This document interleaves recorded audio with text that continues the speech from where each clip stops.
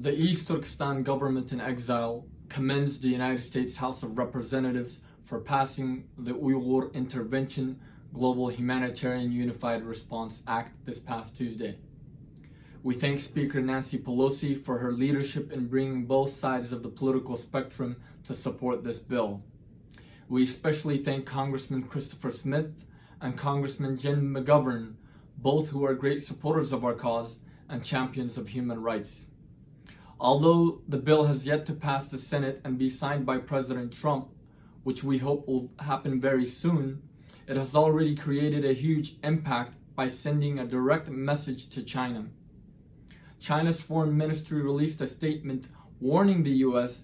not to meddle, quote, meddle in China's internal affairs, end quote, and claimed that its brutal policies of genocide in East Turkestan were, quote, anti-terrorism and anti-separatism measures, end quote.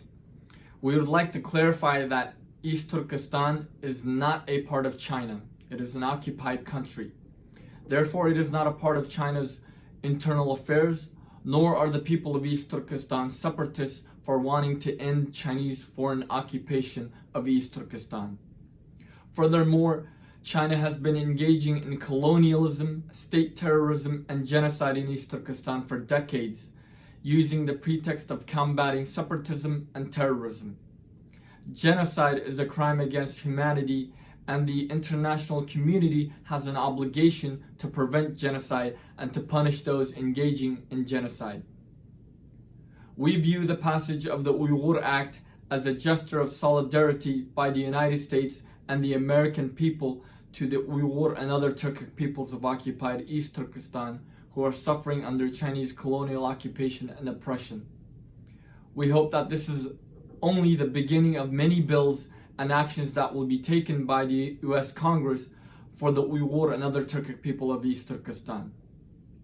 We again call on the United States Congress and the whole of the United States government to follow up on the UIGHUR Act by recognizing China's crimes against humanity in East Turkestan as a genocide and to use all methods allowed in international law to help us stop these atrocities and to help save our country.